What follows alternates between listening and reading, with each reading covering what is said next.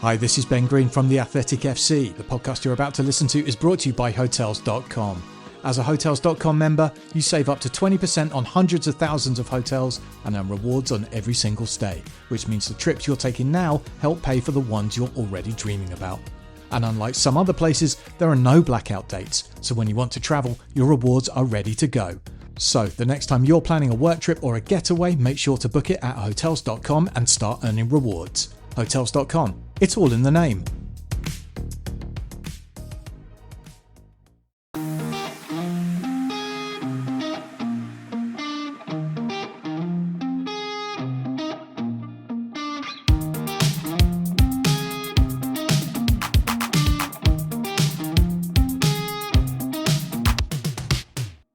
This is Keeping Current with Kansas City. This is Thad Bell from the KC Soccer Journal with me, Carrie Robinson, who may have to silence herself every so often. And I don't know if it's because of a cough or she wants to rant, either one.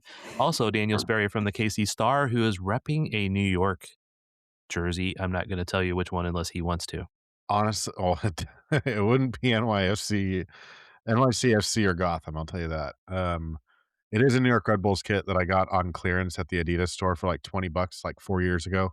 And it's And, just and it's an MLS kit. I was like, hey, it's like $20 for an MLS team kit. I'll take it, throw it in the collection. Are you And wearing it? I needed a shirt. Are you wearing it because Chris Armas used to coach there? No. Are you repping Chris Armas today? Chris, there's no name on the back. I don't know if this was the kit from when Chris Armas coached there, though. I'll have to look up and remember what year this was, but no. Armas suck up. Wow. All right, Carrie, how are you doing? Apparently, if you just remotely give the guy a chance, you're a suck up. So None of us is wearing the jersey, man. Come on. Carrie, no how are name you on the doing? back. I am doing We're about well. the club here. I am not wearing another team's jersey. I am staying loyal to Kansas City. I'm not even wearing a jersey, just a black shirt. I did come from the Nelson right before this, but repping hometown KC pride, unlike Sperry. Yeah. Good for you. All right. We're here to talk about the current, not, Sperry's bargain basement jersey finds. Hey, man. Although we never get distracted on this pod. Collections are collections. You just got to keep throwing random crap in there. Is that how he coaches? No, wait. That is not a fair statement. That was mean. Since we last talked, there has been 2 KC Current games. One of them will win. Houston Dash at home, 3-0. Everybody was happy. Everybody's like, "Oh, we're so back." And then on the road at AC, Angel City, a 2-1 loss. But there was things that could have made that game much better. You know the meme that's like we're so back, and then it goes down because they lost a game, and like Yeah. we've never been so far gone. That's how I'm feeling every single win so far. Because like, you feel good whenever you have 3-0 wins, despite the other team not being good. But it's those losses, whether or not it was a legitimate loss, as we'll talk about, as Sperry will talk about if he ever joins again. Those are on individual people, and sometimes you're going to have those games where they just didn't click, and players that usually don't have bad games make one mistake, and that leads to something. Very true. The 3-0 win, good game over Houston. Current looked good. Again, it was against a team that is not good, but you got to win those games, and they did. So that's all. That was all good. They go to Angel City, who's been. How would you describe Angel City this year? Mediocre, good, bad? Yeah, pretty average. And the Current definitely had their chances to win that game or at least get out of there with a point. Lowe did not finish a penalty. They maybe got a little bit lucky with the deflection, but AC also had some luck there too. So how do you judge the performances of the last 2 games as a whole? I mean, let's just kind of like take those 2 games. You asking me? I'm asking whoever speaks first. Well, I'm going to say I'm cool with where they're at, to be honest. The NWSL is a weird league. As much as we have as much as we have talked about, this league over time, um, this and what happens, like, look at this, the Houston Dash, went and tied on the road, top of the table, sorry, not on the road, but went and tied San Diego Wave, just days after getting shellacked by Kansas City, and the match before that, they were shellacked by an expansion team. So, I think there's some this is a weird league, things can happen. Ultimately, the current out XG'd Angel City. Um, I will take Lorena not having that shot 9 times out of 10, or not missing that shot 9 times out of 10 usually. Um, I I don't know what's been going on with her this year, but that was not the greatest moment again from her. Normally, though, I expect her to make those kind of saves. Um, so you have a weird shot there. Yes, the current shot is deflected, but at that point, Angel City's kind of settled into a defend for their lives and counter stuff because they're up early. So that changes the game state. If Lorena makes that save, is the game a little bit more open to where the current were getting some of the chances they were early in the first half. You have Lowe's penalty kick that she doesn't score, and then a fluky couple of clearance attempts by Bailey Feist and Izzy Rodriguez lands in the lap of someone unmarked at the top of the 18 and puts out an incredible shot. We'll give her that. It's a very difficult shot. Ultimately, the Current probably did enough to win that match on the road, but they didn't execute the moments to perfection in the margins. And I think that is something that Chris Armas has talked about over the years so far, is that when this team loses, they kind of lose in the margins, over some certain not being able to execute perfectly in certain moments, and that that that is right now kind of a bug of this team, because there are games where they do play against opponents and they absolutely execute in those moments. They've been doing it at home. They haven't been doing it on the road as much. So ultimately, like, I don't feel terrible about where they're at. Midweek on the road is tough. It just is. I don't know that anybody midweek last night on the road won, or at least picked up points. I think San Diego was the only one to pick up points, and they did that to a Dash team who was not very good at all, as we saw in person.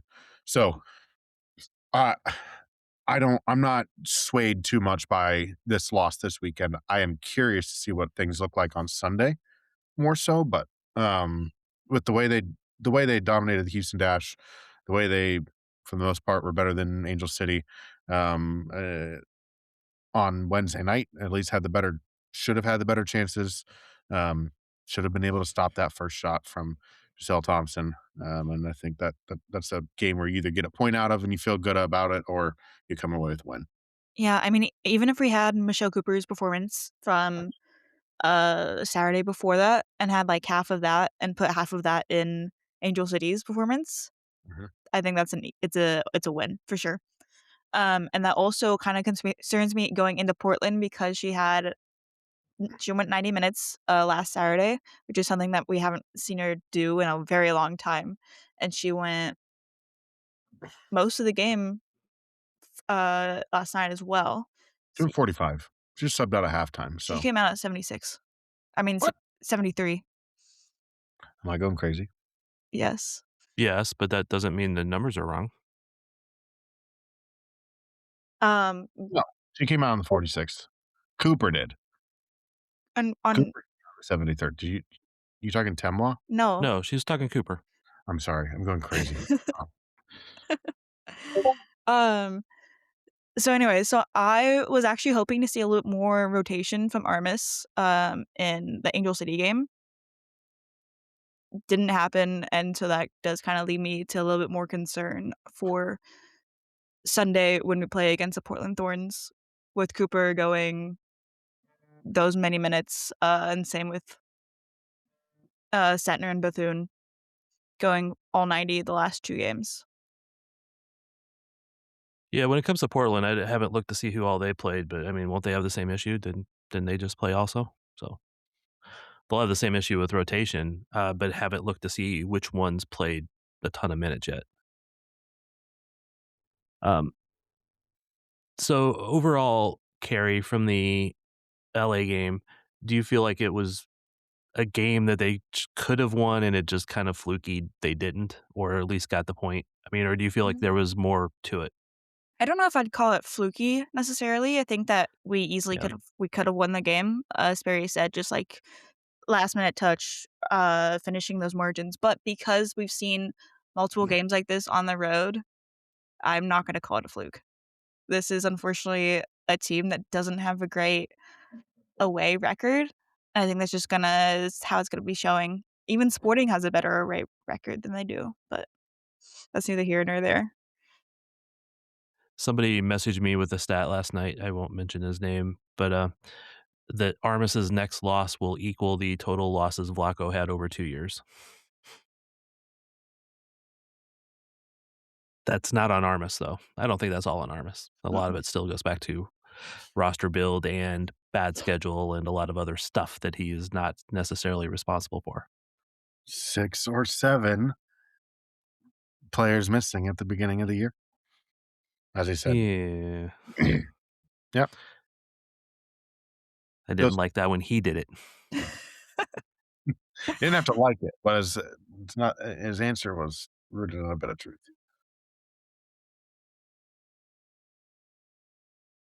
Continuing, I was a little surprised Lowe because Lowe has been pretty much money from the penalty spot. It's granted it's been a while since she's taken one though, right? Yeah, since the And Seattle game. um, and it Lot was just not the best penalty. Yeah, sorry. Short walk up, not Short walk great. up. She went low, she never goes low. Low never goes low, she always goes high, and I just think that was one I was waiting for her to kinda put down the middle or cut back across her body there, and, It was you too know. close in reach. Yeah. Yeah, I wanna yep. say I saw some stat, like, last year that said Lowe had never lost or had never missed a penalty kick, and so hearing that last year what was that, Sperry? It is incorrect, but Okay. Well, when I heard it, it was that, and I was like, "Oh, crap. That means she's just gonna miss the next one," and she hadn't, so I was expecting or whenever she missed that one, I was like, "Was that Lowe's first one?"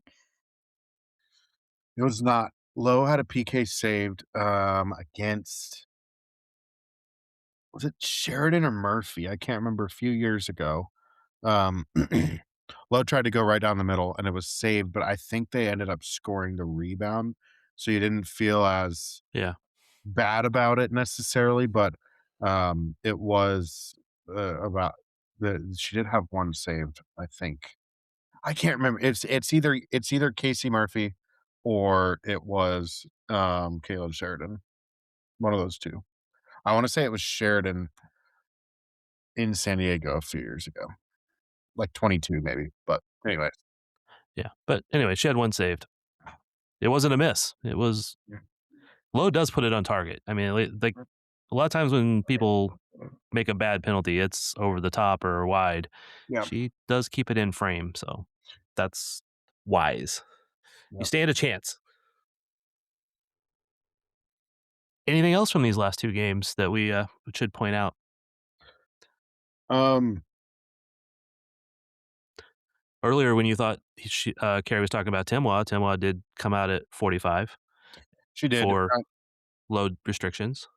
yeah, which I would take it as that, no, I'm not worried. Yeah. I'm not worried. It wasn't like an injury No. or like that. I am unsurprised that they took her out at halftime, given the game state, and also too, you're at a point I think they took out Cooper when they were at 1-1, or right after it had gone 2-1.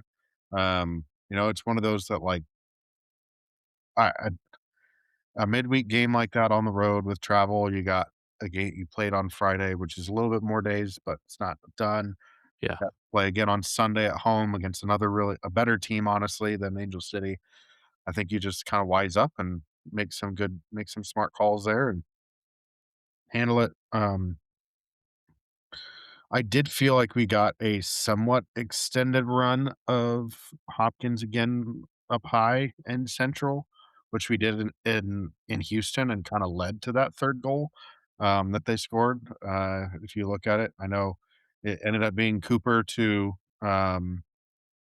Temwa, but the ball happens because Hopkins was a vertical target in the center, and she bodied the living crap out of, Houston defender and turned and fed Coop, and Coop rips that one in, like, I know Centnor scored, but if we're gonna talk about minutes and load management and all that stuff, maybe give Haley another run out at striker, and just give Portland a different look, what they've already seen. I'd be really interested in it because I think we've seen it a couple of times now for some more extended time in the last couple of games of Hopkins coming in to play striker, and it has been kind of what I thought it would be.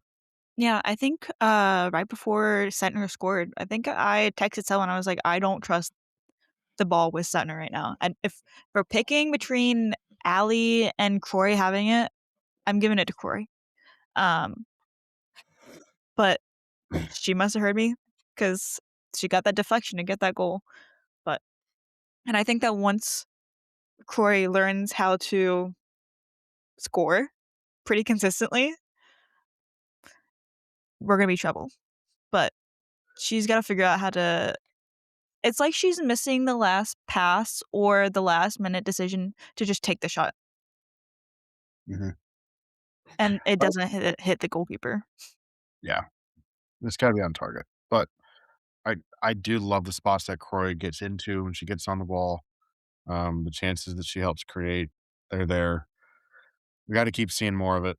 But yeah, I think there was a tiny bit too in the first half, there was a little bit too much Centnor on the ball in the final third, where you want that striker, especially in this kinda system, you want that striker to be the finisher and not so much the facilitator, um, in those areas, and, you know, there was a couple of times where I thought she took the ball quite off right off Bethune's foot, to instead of kind of, letting the play flow, she stopped it up and went back around another way, and it wasn't the way.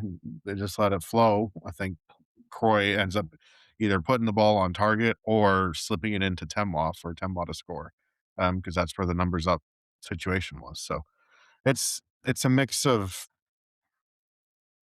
players figuring out how to play with each other. Some players need to learn to get off the ball more. One thing I would love to see is just to stop seeing Ali set more on set pieces. Um, if it's a shooting situation, fine. She's got a good shot from Yeah. distance. I don't care if she takes a run at it.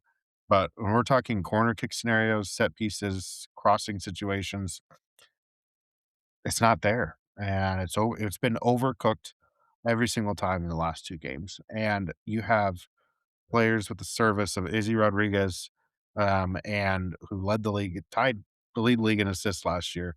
You also have players like Croy who can also, from a dead ball situation, drop the ball on a dime. So I would like to see a tiny bit more of that and less of Centnor on set pieces. You should mention that to Chris Armas in the presser tomorrow. We'll see about that. Make sure you We'll wear get that jersey and then write his last name on it so that you problem is no, no, it's not happening. Sorry.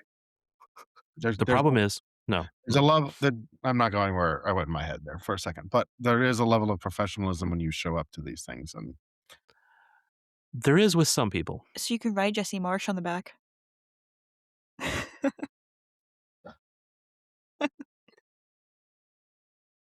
I have, I think, 7 comments I could make right now, and I'm not doing it. All right. I have a controversial subject to bring up to you 2 now. I know you have both been fans, almost stans of Bailey Feist. You have like almost formed a club of calling our little chat of Bailey backers. And I have to say, I have to completely be honest, is that we have all said that we thought Bailey Feist was the best option to be in the 6-ish role next to Lowe. And she's done good, I think, for the most part when she's been in there. Yesterday may not have been her best game. It's not necessarily time to abandon that situation. Well, give me your thoughts. Carrie first. Yeah, I agree. Bailey backers were down for yesterday. I did text that to you guys. I texted that to some other people as well. Um, but she's got the youth that uh Rocky does not bring. I'm sorry, Cindy, for saying that Rocky is not youthful. She's not. I mean, in my dream scenario, we have Vanessa DiBernardo out there, but she just isn't back yet from maternity leave, and I still think that Bailey Feist is probably our better option back there. At least at the moment. Yes. Sperry, what did you think of her performance over, I'll just say the time that she's been in there? Don't have to just limit it to last night, but you can discuss that. I think most of my look at Bailey's performance from last night just seems to look at the mistake leading to goal. And otherwise, like if you look at her stat line, 37 of 43 passing, that's good. She had an expected assists of 0.12, which is good. It means she made a couple of key passes that resulted in a shot or a chance. Um, she took a shot from distance. I'm fine with it. It was a little high, but oh well. She put in a good defensive shift. She had 8 ball recoveries, a couple of clearances, a couple of blocks, a tackle. She didn't win as many of her duels in the ground, but she did win her aerial duels. I You look at it, if you look at like a match score on FootMob or something like that, like it has it low, but it's because she had made an error that led to a goal, and they tend to ding people extremely hard for that. But if you remove that, which errors leading to goals happen a lot of times and have happened for some very good players on this team multiple times this year, that is not like a bad performance. And so I think it's just one of those that, you know, the kind of fluky headed flicked clearance that she went for there went to a weird spot, like, why for it to go all the way over to Izzy in that spot, and Izzy was kinda out of balance, and her ball back I don't think is what she intended to do, but that was more dangerous by literally lumping it right back into the mixer, like, I don't as much as, like, you can circle that as much as you can circle that moment in the game as a mistake for Bailey potentially, like, there's a couple of breakdowns, Yeah. eventually on that play, and I don't know that that whole play is worth, like, saying, "She's not the answer." It would be super Yeah. cool if this team had a world-class answer to play next to Low. They traded her Yeah. away, and they have not brought one in yet. Um, by everything I know, that team hasn't filled the high impact player spot yet. Bring Alexia Putellas or somebody like that to the midfield, we could have some fun. But, like, in general, like, looking at that, I'm still not down on that performance. Okay. Um, yeah, I mean, it was not her best game in that moment, and she is still the best option that they have at Bailey this point. Bailey backers, there was a slight blip. Bailey Backer Blip, gosh, say that 5 times fast. Or don't. Bailey's backers because she's the best bet. Heck, I was trying to This get is another a B in there. podcast, we don't condone betting on matches. No, I just meant for a I know. result. I know. Yeah, she did have like the second lowest rating on FootMob of the starters. As you said, it was because of a mistake that led to a goal. Interestingly, though, Timois and Cooper were also very low for them. So, You know, and of course, Lorena, because she gave up 2 goals, and one of them being one that probably should have been stopped. Is Lorena a concern? Because she seemed to be a little shaky early on, and then kind of got it back, and then this goal, I couldn't tell if it was deflected for sure. Some people thought it was. I'm not sure, but it was to the near post, and you always hate to give up goals to the near post. So should have saved it, in my opinion. We're talking a shot that was less than is 0.06 expected goals on target per FOT mob. Like, Yeah, that's not good. You should that means it's a very highly expected save. And or miss. or but you can't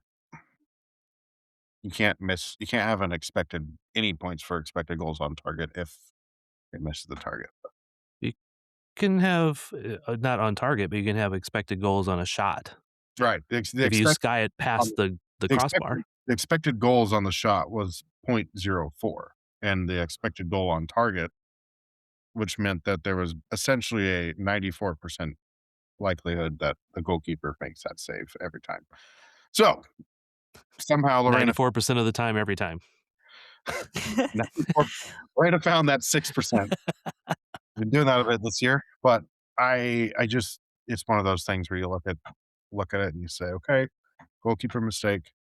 I We've seen so much of her that we know there's a better goalkeeper in there than those moments, which I think is what equally makes it frustrating because we saw really good Lorena for, like, 3 games there, Yeah. and then we've saw a kind of a blip moment, and we really didn't have any other chances for her in that game to be, like, kinda stand on her head or do something, make an insane save, but, she's made a couple, in recent weeks, so I are is she back? I don't know. It's not enough consistency, but No. Yeah, and I agree. I'm oh, not down on any of these players when I ask these questions. I'm just trying to mhm, be clear. I'm trying to generate conversation a little bit. With that particular shot, I sometimes will give a keeper a little bit of a benefit of the doubt because they're starting to edge towards where they think the shot will go or the cross will go. And it was also a little bit screened by whoever the defender was over there.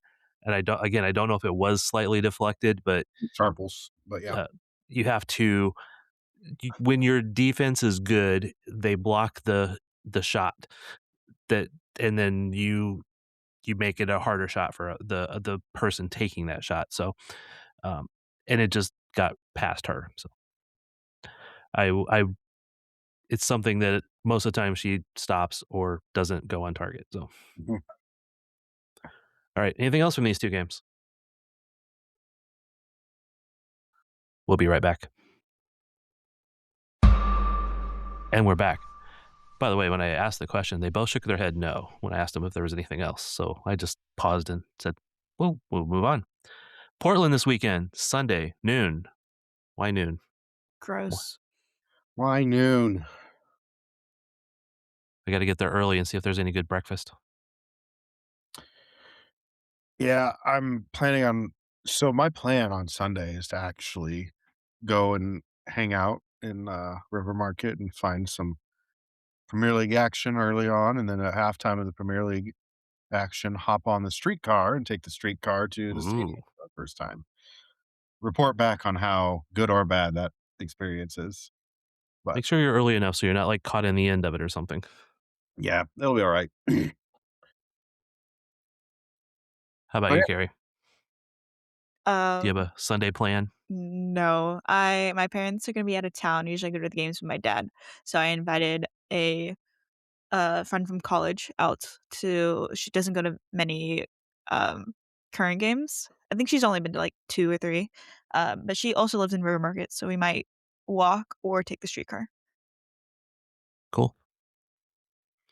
But yeah, I'm not fun. sure if I love noon games. I don't, but it is what it is. I'd have loved it if it was, like, 1 or 2, No. you know, but I know CBS doesn't care about the fact that the Premier League ends on Sunday, and they probably want people to just be sitting in front of their TVs and go straight into the broadcast Yeah.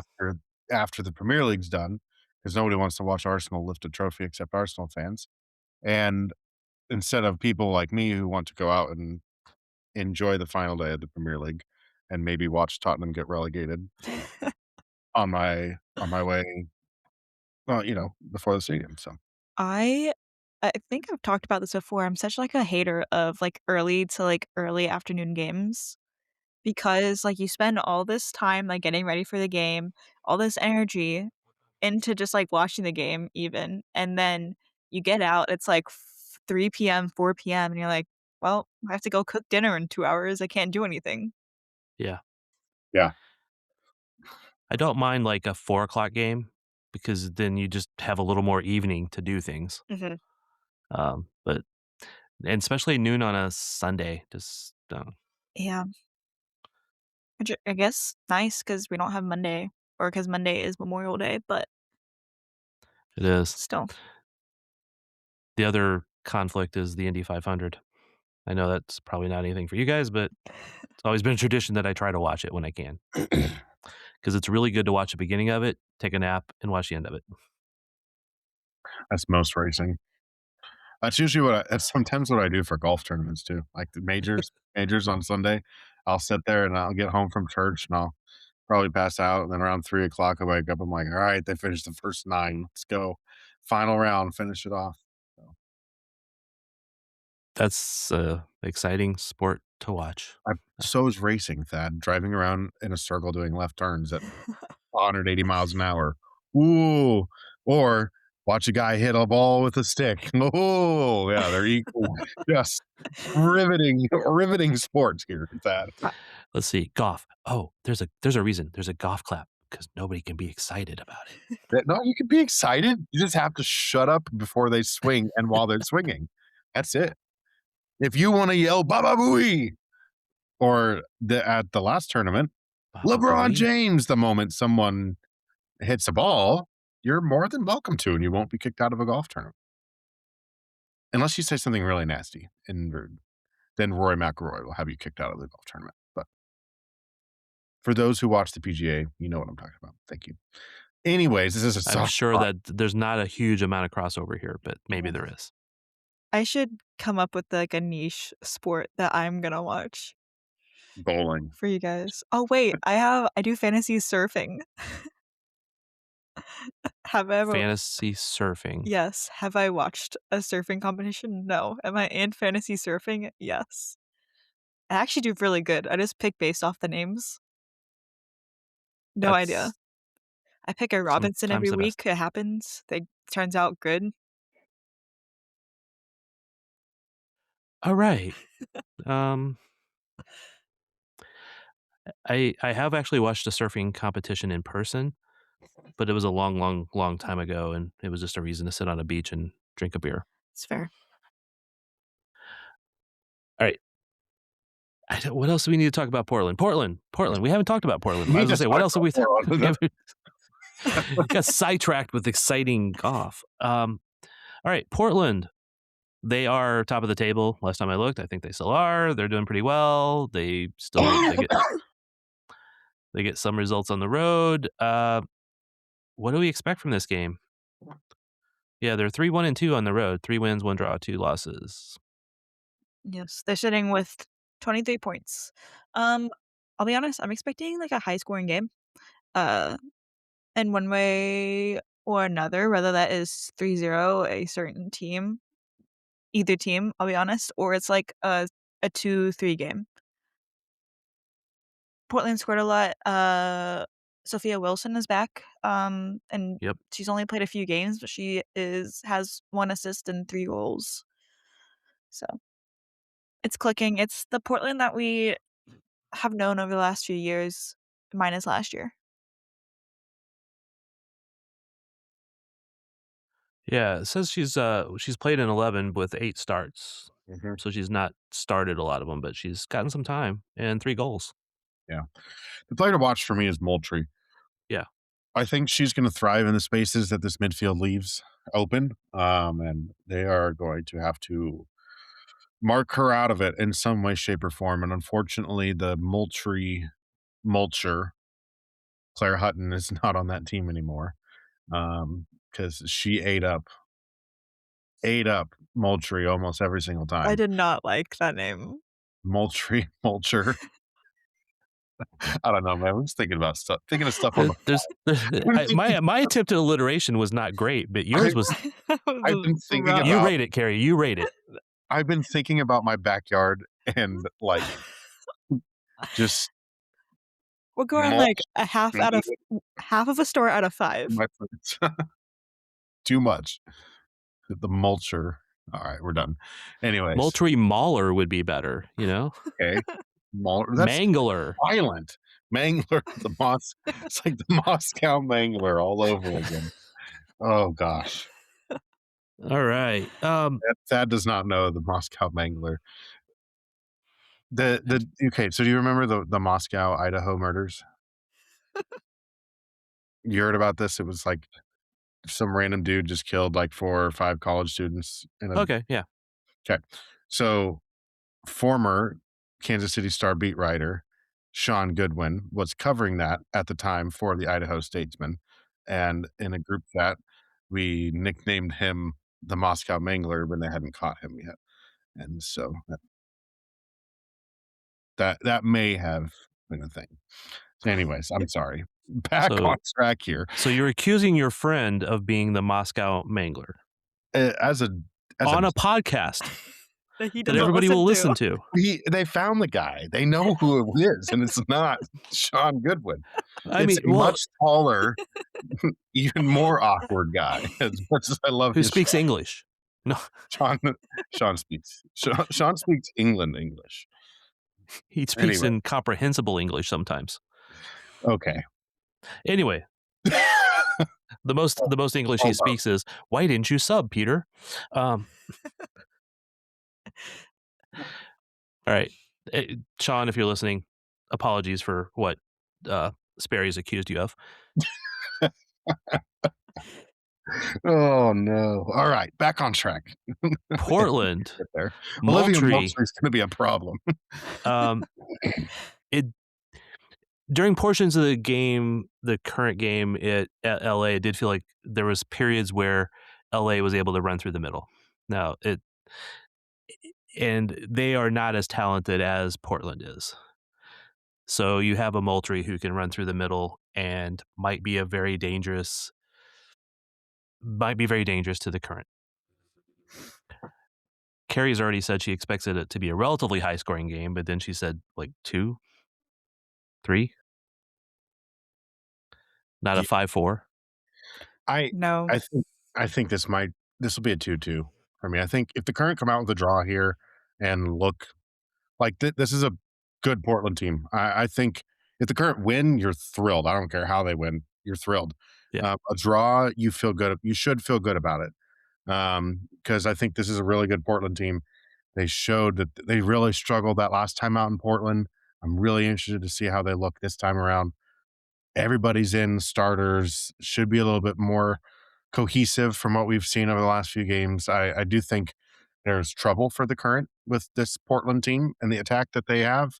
And the way Olivia Moultrie is playing this year is borderline MVP level at the moment. I mean, if you want to give it to goal scorers, fine, but I think Moultrie's been ridiculously influential as a player this year. So for me, like this is a big matchup for the Current, and probably the best like litmus test for how far they need to go to be at the level that like a top team in the league is. And it is a good test, as you said. That's what I was going to bring up is if they lose at home, they're not as good as what people try to think they are. If they draw at home, I think that's still a little bit of a worrying sign because you still need to beat top teams at home. Losing to them on the road, I don't feel like there's any shame in that. But if you lose to them badly at home, if you lose to them at all at home. Yeah, we talked about this on Shades of Blue, or at least you did, saying that the teams that the other podcast. we actually did cover the Current quite a bit on this one. Yeah, you should have listened to the last one because Carrie took great pride in talking about how Haley Hopkins destroyed somebody. But that's true. We'll go back to that's true. But we talked about this in Shades of Blue, where I was hyped up on this team, and you weren't that. And you said that it's because we're playing a bad Houston team, a bad Chicago team. We're not playing good teams, and I was trying to argue that it's because we have. It's not just a 1-0 game. It's because we are dominating them at 3-0s and whatever. And you said that you have to actually watch them play a good team. we debated whether or not Angel City would be a good enough team for them. You said no, I said yes. Well, look at that. So yeah, this does make. I mean, this is your test that to see whether or not where they're at. Right. It's also, and I got to be fair in how I make these comparisons. I will argue a point, but I will also like argue against myself at times. You all have seen this many times, I'm sure. Um, Portland being the third game in a week for both teams, I believe, and it because of rotation, it may not be a straight up even match, but it is kind of a match between the depth and the coaching. So we'll see how that turns out.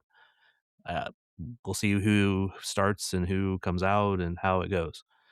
It's still a good matchup, even if it is a third game in a week ish for both teams. Score prediction, Sperry?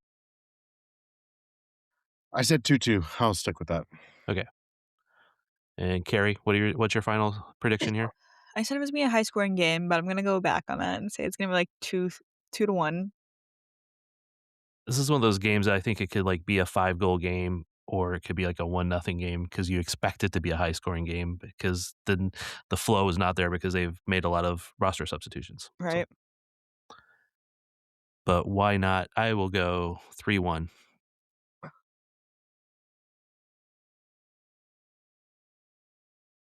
Nobody asked me which way I was going. I didn't think which way I was going. So You're such a pessimist and hater that it's a 3-1 loss is what you're predicting. I'm not really predicting that. I think the Current will win or get a draw, but Okay. it's still vary depending on how they look and how they play it. On a different note, the KC Current 2 played against Sunflower State FC yesterday and won 4-0. Much better game for the opponent than the previous game that they beat somebody 12-0. Wichita Yes. FC Wichita. Or Wichita. Wichita. I had an exchange student, and we were driving on I-35, and she said, "Oh, Wichita! I have a friend that lives in Wichita." And we looked at her, and we were like, "Wichita?" And so my cousins still call it Wichita because of her. Fair enough. I might start calling it that now too. She was so confident in it too. Where was she from? Barcelona. Okay. Yeah. I can't pronounce names, and I'm just from Orchard Farm, Missouri, so that's fair. What? So that's expected. Yeah. Washington. Yeah. Washington, Warsh. I get that one in whatever. Even when I slow down and try to say it correctly, I still struggle to get it actually completely right, but I come closer. The Current 2, though, will soon be headed off to TST. And I don't know who all is going on that one, but again, they looked pretty good against Sunflower State. Avery Clark scored a goal, header, nice goal. There was actually some players on Sunflower that impressed me, and they have only practiced for like 2 weeks, so it's hard for a team to come together and be beating a team that's practiced for 2 years essentially. And they're based out of Park Hill, right? Sunflower State plays at Pembroke. Oh, Pembroke. Okay. Yeah. I had the P. And their men's team is coached by Nick McDonald, who is a former Comet. And I'm not sure if the same guy's coaching the women's team, but if it is, it's also a former Comet. But I don't want to say the wrong name and have it not be the right guy because I didn't double check that.